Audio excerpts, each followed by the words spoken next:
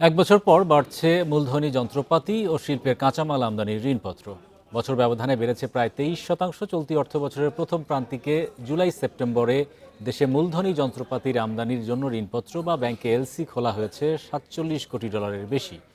তবে ব্যবসায়ীদের দাবি, এলসি বাড়লেই সামগ্রিক ব্যবসা পরিস্থিতি ভালো, বিষয়টা এমন নয়। গেল এক বছরের বেশি সময় ধরে রাজনৈতিক অস্থিতিশীলতা ও ডলার সংকটের কারণে দেশের আমদানিতে ছিল খরা। তবে ধীরে ধীরে ঘুরে দাঁড়াতে শুরু করেছে দেশের আমদানি। বাংলাদেশ ব্যাংকের তথ্য মতে চলতি বছরের জুলাই সেপ্টেম্বরে মূলধনী যন্ত্রপাতির ঋণপত্র খোলা হয়েছে $47.16 কোটি, যা গেল বছরের একই সময় ছিল $38.38 কোটি। বছরের ব্যবধানে বেড়েছে প্রায় 23%। এছাড়া একই সময় বেড়েছে শিল্পের কাঁচামাল ও পণ্যের আমদানিও। বাংলাদেশ ব্যাংক বলছে, ব্যবসায়ীরা অনেকেই নীতি সহায়তা ও নির্বাচনের পর রাজনৈতিক স্থিতিশীলতার কথা ভেবে আমদানি করছে। রাজনৈতিক মতাদর্শতা ভিন্ন হওয়ার কারণে অনুকূল পরিবেশে তারা অনুকূল পরিবেশ পায়নি তাদের ব্যবসা পরিচালনা করার জন্য। পরিবর্তিত পরিস্থিতিতে নতুন করে কেউ বিএমআরই করছে, কেউ ক্যাপিটাল মেশিন ইম্পোর্ট করছে। এই কারণে বিনিয়োগের একটা গতি সঞ্চালিত হয়েছে।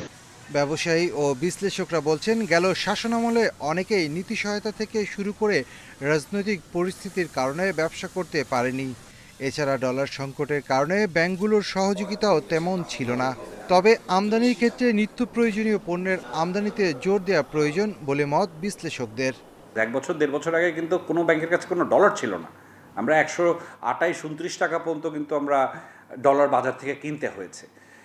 সামওয়াট আপনারা কোনোভাবে যদি আমাদেরকে বলতে চান যে আমাদের দেশের ল অ্যান্ড অর্ডার এবং ব্যবসায়িক পরিস্থিতি ফেরত এসেছে, এই জন্য ব্যবসা বাড়ছে, সেটা কিন্তু কারেক্ট না।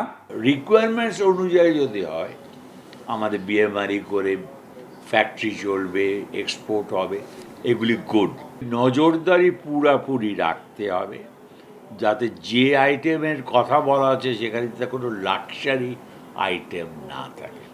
কেন্দ্রীয় ব্যাংকের হিসেবে গেল বছরের সেপ্টেম্বরের তুলনায় চলতি বছরের একই সময়ে বেসরকারি খাতে ঋণ প্রবাহ বেড়েছে 6%।